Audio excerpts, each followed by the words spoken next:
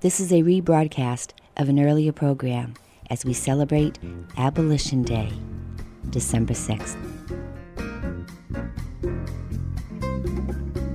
Welcome to Vegan Nation. I'm your host, Marlene. Vegan Nation is an informational program about living the vegan lifestyle, featuring interviews with individuals and organizations who are practicing a healthy vegan lifestyle.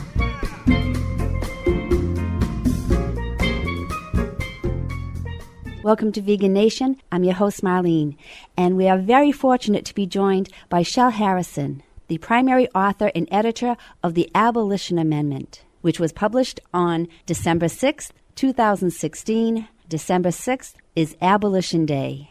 Thank you very much, Shell, for joining us on Vegan Nation. Thank you, Marlene. So glad to be on your call today and looking forward to talking about the Abolition Amendment. Yes, this is very exciting. Thank you to you and all your volunteers who helped draft the Abolition Amendment. So can you give us an overview of the Abolition Amendment and what that means?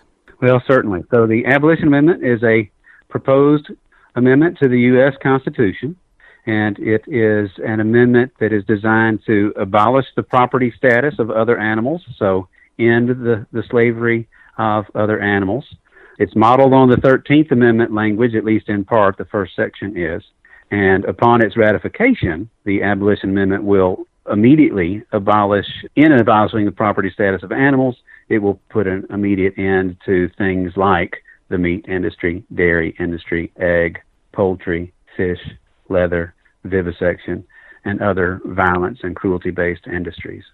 So we'll be seeing an end to all those industries immediately upon ratification. Thank you. Well, that's great to hear. And I look forward to going through all 5 sections of the Abolition Amendment. First, I'd like to go through comparing the proto-abolition and abolition in the United States. The parallels are really quite striking. Like you said, proto-abolition is the term that we use now for the ending of human slavery. And that movement in the U.S. really goes back more than 200 years. The part that people are the most familiar with, of course, is that Civil War era. But just long prior to that, for instance, in the Northwest Ordinance of 1787, the territories, rather, that were being admitted at that time, the Northwest Ordinance at that time provided that slavery would not be permitted in those territories. So the proto-abolition movement goes back well prior to the Civil War era.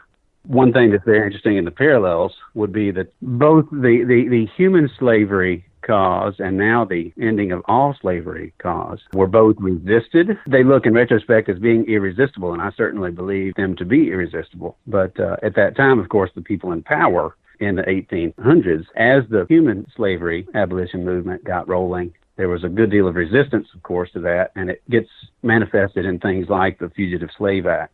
These days, we have the same kind of thing happening with things like the Animal Enterprise Terrorism Act and the ag-gag laws that have been passed on the state level. The ag-gag, of course, is kind of a catch-all term for state legislation that has been being used to try to prevent whistleblowers, undercover operations, and so on from exposing the abuses and so on that go on in the animal exploitation industries. There's always, in the case of a social justice movement, there's always going to be a bunch of resistance by the people in power initially. And that resistance can, of course, escalate a whole lot, as we saw in the Civil War era. Beyond that, of course, another parallel between that time and now is that both of those movements gave rise to a political party. The Republicans took on the name of the Republican Party in 1854, ran their first candidate for president in 1856, and, won all the marbles in 1860. So even without the internet and television and that kind of thing, they were able to move forward on a very admirable pace. Of course, they were getting a lot of help there. A lot of things were happening at that time. The Whig Party was disintegrating, and the Republicans kind of picked up a lot of the remnants of that party. So they didn't just start from scratch, of course. And the proto-abolition movement had, of course, been rolling for decades by then. Nonetheless, it's quite a timetable. And these days, of course, the abolition movement has also given rise to the Humane Party. So that would be the parallel there.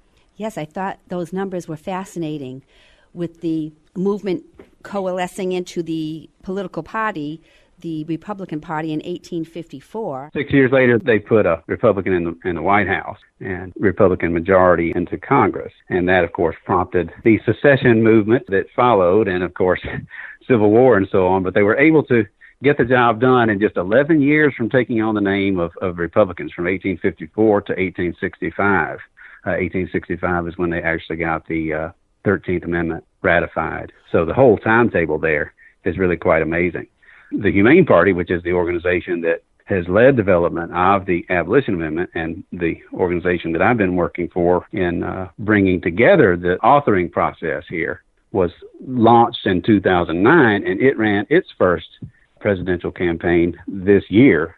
I believe you spoke to Clifton Roberts, the Humane Party's presidential candidate, in one of your shows, right? Yes, there's several interviews with Clifton Roberts on Vegan Nation. Anyone can hear them at WCUW.org/Vegan Nation. Yeah, so I think that's pretty interesting. Awesome. Yeah. That the Humane Party started in 2009, and then 2016, the first presidential candidate, and also 2016, when the Abolition Amendment was published, December 6th, thanks to you and all your volunteers. You know, we chose that date, December 6th, for its symbolic value as the day to establish Abolition Day. Abolition Day is a national celebration that the Humane Party created in 2015, which was the 150th anniversary of the ratification of the 13th Amendment. So the 13th Amendment was ratified. It reached the number of states that needed to ratify it. It hit that number on December 6th of 1865.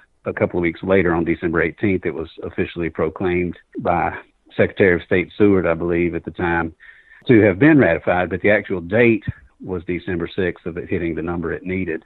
So we chose that date as the date for Abolition Day, both to commemorate the success of the proto-abolition movement and of that huge milestone there with respect to human slavery, and then also as a way to look forward in promoting the Abolition Amendment and kind of finish that process that was begun, that led to the 13th Amendment and is now leading to the Abolition Amendment. I have formulated my prediction.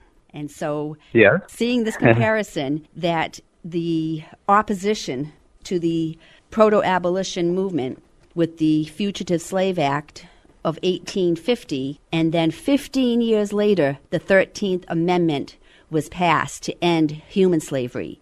So my theory is, since the resistance to the abolition movement to end all slavery, which one of the resistance actions was the Animal Enterprise Terrorism Act and the Ag laws originating in 2006, so 15 years later will put us at 2021 for the Abolition Amendment to be ratified. That's my prediction. I like that.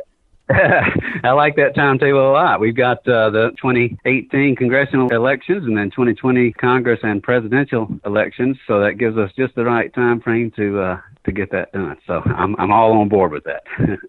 And I wanted to ask, of changing laws. So how does that figure in with an amendment? Is it useful, not useful? What's going on with all that?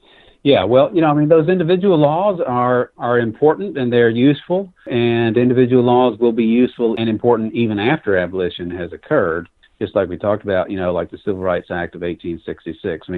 That was just a regular law passed by Congress. It wasn't a constitutional amendment, but it was very important because it provided the kind of teeth that the 13th Amendment needed, but it was just more specific. So those individual laws at the state level and local level and, of course, national level will still remain very important, and we will need to continue to pursue those, but they're just not as comprehensive as a constitutional amendment, which is the kind of highest form of law in our culture. So those other laws are important, and it's worth staying on those as well, but they're not going to be by any means as broadly sweeping as a constitutional amendment is. And so now let's get a better understanding of the details of the Abolition Amendment. So let's start with Section 1. Okay, so Section 1 is the section that most clearly resembles the 13th Amendment. And that language, of course, from the 13th Amendment is in turn actually drawn or references the language from the Northwest Ordinance of 1787. So first off here, we can just read the text of the 13th Amendment. Section 1 is the key portion here. Neither slavery nor involuntary servitude, except as a punishment for crime, whereof the party shall have been duly convicted, shall exist within the United States, or any place subject to their jurisdiction. So that is the section that officially ended human slavery here in this country when the 13th Amendment actually was ratified and became part of the Constitution. Now, in the formulation of that language, they intentionally and consciously echoed the language that came from the Northwest Ordinance that was used in the Northwest Ordinance in 1787. So here is that language, the relevant portion. It comes from Article 6 of that document. There shall be neither slavery nor involuntary servitude in the said territory, otherwise than in the punishment of crimes whereof the party shall have been duly convicted. So, the first point I would make is that you see that phrase, neither slavery nor involuntary servitude. That is the phrase that the 13th Amendment picked up and used verbatim. And in formulating the Abolition Amendment today, we chose to go ahead and stay with that language identically. So the Abolition Amendment, which now read, includes that exact phrase consciously, just like they did when they were echoing and creating the 13th Amendment, echoing the Northwest Ordinance. So here's the Abolition Amendment, Section 1. Neither slavery nor involuntary servitude of any animal shall exist within the United States or any place subject to their jurisdiction. So you see that we use that phrase, neither slavery nor involuntary servitude, that now dates over 200 years back in the American legal system. And by doing so, there's a couple of kind of strategic value points there for reusing that language. The first is that it makes the meaning and the intent very clear as to what we're doing. For instance, the interpretation of slavery and involuntary servitude being used with respect to people, with respect to human beings rather, is the exact same intent and meaning that we are then extending beyond the species barrier so that we can apply that directly to other animals as well. So by reusing that language, we can pick up on exactly that same meaning. Secondly, we tap into all the jurisprudence, the interpretation that has gone into that phrase in these intervening decades and centuries. So by going that route, it gives the Abolition Amendment a lot more kind of strength and ties directly into the movement of which the 13th Amendment was a step, and the Abolition Amendment is now the next step. When we first started out drafting the Abolition Amendment, which was in 2009, it was created contemporaneously with the Humane Party itself. We went with a sort of laundry list approach of saying what you couldn't do, and that is still part of the Humane Party platform, for instance. It will actually give a list to a degree of the kinds of things that shouldn't be done. So, for instance, the Section 10 of the Humane Party platform says elimination of torture, mutilation, and slaughter of such beings, referring to other animals. But we realized that the laundry list approach is not nearly as good as tapping directly into that line of the proto-abolition movement and abolition movement. Beautiful. So that's kind of Section 1. Another thing that I would point out about Section 1, of course, is that in the both the passage that I read from the Northwest Ordinance and also in the 1865 13th Amendment, both of those make an exception regarding human slavery for people who've been convicted of a crime. So that exception is actually still in there, and people are starting to kind of rediscover it.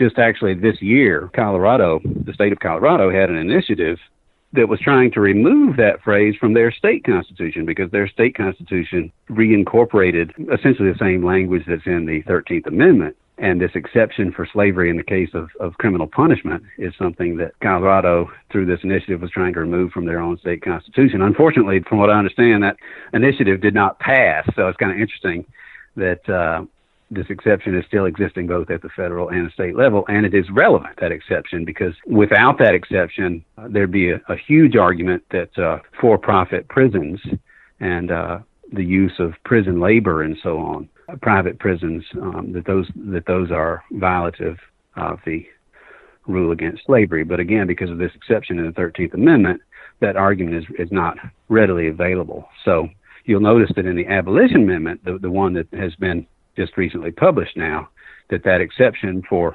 slavery and involuntary servitude as a form of punishment or as part of one's punishment is no longer there. So in other words, humans and human rights activists and people who oppose the for-profit prison system and so on have a separate or a related but a also distinct reason to support the Abolition Amendment, because it gets rid of that exception. We're listening to Shelley Harrison, the primary author and editor of the Abolition Amendment, which was published on December 6th, 2016. This is Vegan Nation. I'm your host, Marlene Narrow, and now we'll take a short break. You are listening to WCUW 91.3 FM, serving Worcester, Massachusetts, on the internet at wcuw.org. Está escuchando WCUW 91.3 FM, sirviendo Worcester, Massachusetts, en el internet wcuw.org. The views expressed in this program do not necessarily reflect the views of this radio station nor its management. Vegan Nation is brought to you in part by St. Croix Beach Massage, advocating for social justice for all living creatures. Vegan Nation is sponsored in part by St. Croix Beach Massage, advocating for social justice for all living creatures. Massage on the beach, at your rental villa, or at the historic Club Comanche Hotel St. Croix, because your tropical vacation should be filled with relaxation. Online at massagestcroix.com. Thanks again for tuning in to Vegan Nation.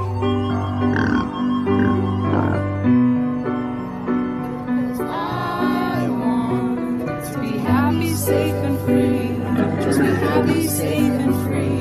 Every day, liberation for the animals. Liberation. This is what the future looks like.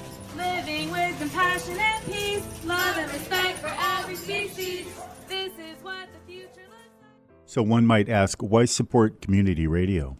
Well, Vegan Nation keeps all the other news media on their toes, and community radio is the only radio outlet that you'll hear it. Please pledge what you can to WCUW.org. Thank you.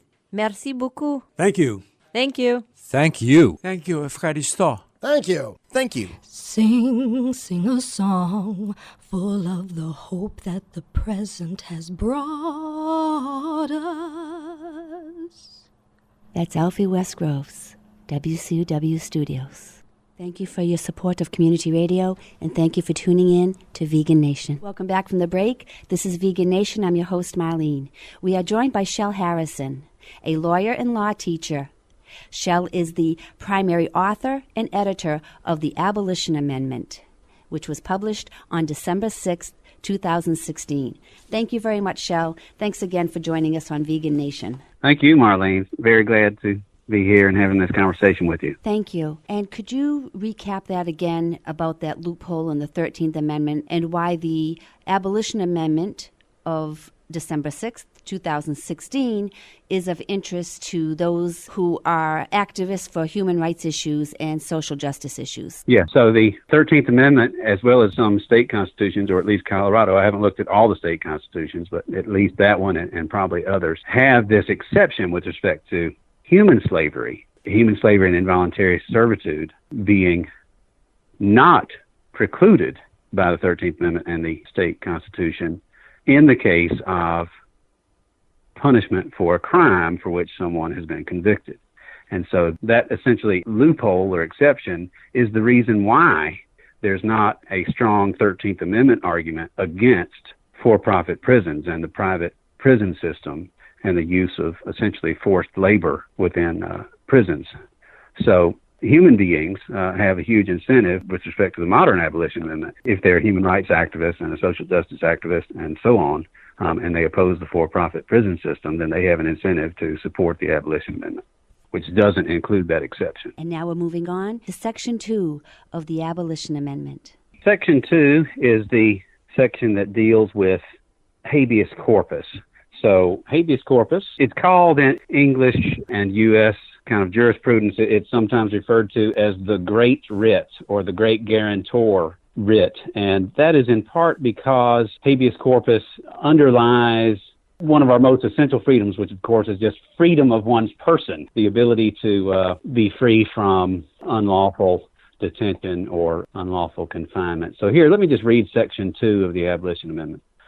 Section 2, Congress shall, within 2 years of ratification hereof, establish a system whereby the writ of habeas corpus shall be available to ensure the rights of any animal or group of animals. So it's just that one sentence, and the main factor there is the calling upon Congress and requiring Congress to go ahead and establish this system that provides habeas corpus protection to other animals. So right now, how habeas corpus is used is, it's a Latin phrase, and it just essentially means that you will present the body of someone. Corpus is, of course, referring to the actual body of a person or whatever, who is being detained, and show good cause for why that person is being detained. And so, for instance, if a human being is in prison and they feel like they have been imprisoned wrongfully, and this is beyond just their conviction, but there's some other reason, such as the lack of jurisdiction or something like that, as to why their imprisonment or their confinement is improper, or perhaps they've served their sentence already, but the person who's got the keys to the jail cell, so to speak, isn't letting them go, then they would use a writ of habeas corpus to say, hey, you've got to show good cause for why you're still holding me here. That's how that comes up with respect to humans. And one of the many reasons why this is such a great guarantor of personal liberty and the liberty of a person's actual physical liberty of their body is that the writ of habeas corpus can be asserted not only by the person who is the prisoner, but by people outside, because you may not be able to get in touch with that prisoner. You may not even know where that prisoner is being held or whatever, and he or she may not be able to assert their own rights. So essentially their friends or their allies out in the regular world who are still free can pursue a habeas corpus proceeding on that person's behalf. And so that's very important, because the people outside essentially can take up the prisoner's cause. And of course, you can see how that's going to be very relevant for protecting the rights of animals, because an animal, also a non-human animal, is not going to be able to go down and write up a legal complaint and go knock on the door of a courthouse or something like that. So being able to assert those rights, having a human being who's on the outside be able to bring a habeas corpus proceeding on behalf of an animal who's being unlawfully confined is going to be a very important way to enforce the substantive provision of Section 1. Wonderful. And now let's go on to Section 3 of the Abolition Amendment. Okay, so Section 3 is the longest section. It is the most complicated, and it deals with the procedure called guardian ad litem, or at least that's a big portion of Section 3. Now, one kind of note I'll make both with respect to Section 2 and Section 3 is that in the animal rights community, there's this belief, there's really never been a document that the animal rights community and people who are hoping to pursue abolitionism have really been able to rally around. There was no particular document that was a piece of legislation that would allow just kind of across the board throughout the nation and hopefully internationally that people could rally around. But even those who have been looking for a document up until production of the Abolition Amendment, which now provides that kind of document, but even those who've been looking for that type of document to rally around do not appreciate that once we achieve abolition, that's when the real work begins. That's not the end of the process. That is a major milestone, of course, but you then have to enforce the new right and the new freedom that has been established. And so, for instance, in the case of proto-abolition, when the 13th Amendment was passed, that by itself was not nearly enough to guarantee the substance of what it was put forward for. So, for instance, after the 13th Amendment was passed, within a few months, the Civil Rights Act of 1866 was passed. That eventually rolled into the 14th Amendment, then the 15th Amendment. So by 1870, you'd had an additional flurry of legislation to provide the specifics of how to enforce that event of ending human slavery. And that, of course, continues all the way up through to this day, where we've had, just for over a century now, the process of destroying legal barriers such as the separate but equal theory that was wiped out through cases like Brown versus Board of Education. So the process of actually enforcing and delivering on the promise of the abolition of human slavery is still ongoing today. By the same token, with respect to abolition of animal slavery of other animals besides humans, that enforcement process will be essentially never ending. That'll be an ongoing thing. So merely passing the Abolition Amendment, while it's crucial, is not by itself anything close to enough. We then have to enforce the provisions. So Section 2 and Section 3 at least give the starting point for enforcement provisions that will allow the freedoms guaranteed in Section 1 to be more than just kind of a paper but meaningless promise, to have it have real substance over the long haul. So Section 3 just says, Congress shall, within 2 years of ratification hereof, and again, it puts the burden on Congress because this is such a complex area. But starting again, Congress shall, within 2 years of ratification hereof, establish a system whereby every animal or group of animals who does not have a guardian shall be provided a guardian ad litem when necessary to protect the rights of the animal or group. Neither biological, behavioral, nor situational differences between potential members of a group shall preclude or hinder their inclusion in a group. Neither birth, entry, departure, death, nor other change of members of a group shall require reauthorization of the group's guardian or recertification of the group. Any natural person legally present in a U.S. jurisdiction and willing to serve diligently, competently, and faithfully as such guardian shall have standing to petition a court of competent jurisdiction that such guardian be assigned. The petitioner may, but need not be, the person ultimately selected by such court to serve as such guardian. So that is the longest section. That's the end of that section. That's the longest section of the Abolition Amendment. And the reason why it's so long is because this is imposing on Congress the duty to come up with this system that is going to be so crucial for enforcing the actual end of slavery, not merely promising it, but making it real. And so one of the touchstones in this section is the concept of guardian ad litem. So what is a guardian ad litem? Well, a guardian is used, so with respect to human beings, it's used for situations where a human being is suffering some form of incapacity. So they're too young or too old to properly take care of themselves legally. And, like in a court of law, a 6-month-old can't run down to the courthouse and file a lawsuit all by himself or herself. So a young person, for instance, a child, will have a guardian in that way. A guardian ad litem is a particular type of guardian. Ad litem just means for the suit, for this particular proceeding. So a guardian ad litem is not a guardian with perpetual power to protect the incapacitated individual, but just has this power for a particular proceeding. And so in the case of animals, by reapplying that guardian ad litem concept to other animals, we are, again, we're latching on to a concept, just as we did with the Section 1 and Section 2. We're tying into an existing legal concept that is there to protect human beings and now extending that past the species barrier. So by providing a guardian ad litem to other animals, then an animal who has been abused, maimed, tortured, mutilated, deprived of food or water, or deprived of the companionship of others, they're kept in solitary confinement or something like that, that guardian ad litem would be able to assert that animal's rights on their behalf, just as a guardian ad litem would do in the case of a human being who's not able to do it for themselves. So that provides the procedural mechanism, or at least a major procedural mechanism, for making the substantive provisions of the Abolition Amendment real. Fabulous, thank you. This concludes part 1 of the interview with Shelley Harrison. Please join us again next week as we continue our conversation with Shell as we go through Section 4 and 5 of the Abolition Amendment. This is Vegan Nation. I'm your host, Marlene, and I'd like to thank all our listeners for tuning in to Vegan Nation. Shell, I look forward to continuing our conversation next week. Thank you. Okay, thank you. I'm enjoying it and sure appreciate it. Thank you. This has been a great honor to be joined by Shelley Harrison, the primary author and editor of the Abolition Amendment, published on Abolition Day, December 6th, 2016. And next week, we'll also have a special holiday surprise.